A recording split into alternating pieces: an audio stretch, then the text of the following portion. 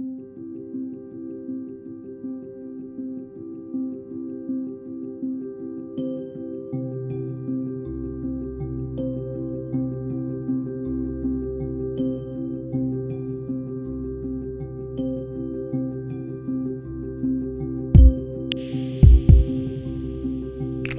faut bien comprendre une chose, c'est que la société médiévale, le monde médiéval, est un monde où on cherche à identifier,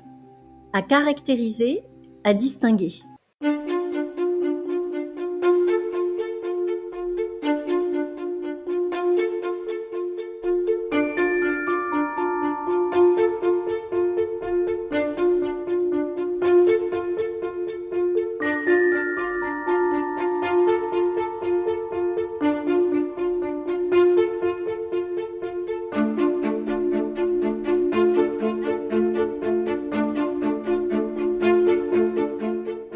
Comme les juifs et les musulmans ne se distinguent pas des chrétiens,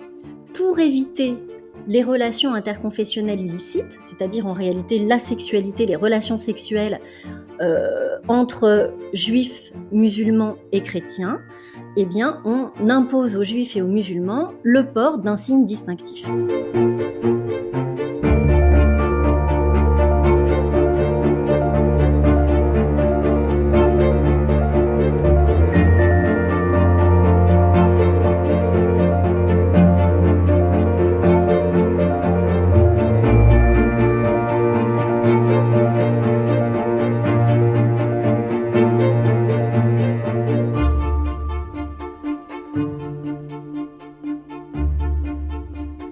Alors on associe la rouelle à la couleur jaune parce que le jaune est en effet dans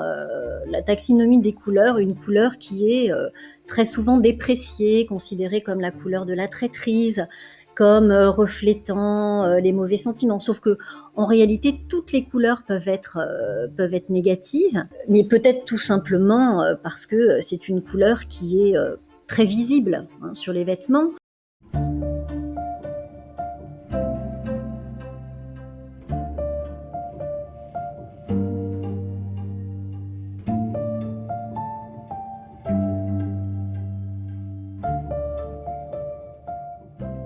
On observe vraiment des incitations de plus en plus fortes dans les années 1280, mais en réalité, les exemptions étaient nombreuses, les exceptions étaient nombreuses, et surtout ce que l'on remarque, c'est que les autorités, quelles qu'elles soient, réagissent dès que le port du signe distinctif a pu entraîner des violences contre les juifs. Quand ils avaient à se déplacer, souvent on les exemptait du port du signe justement parce que ce signe faisait d'eux des cibles et qu'on était bien conscient des dangers de cette obligation.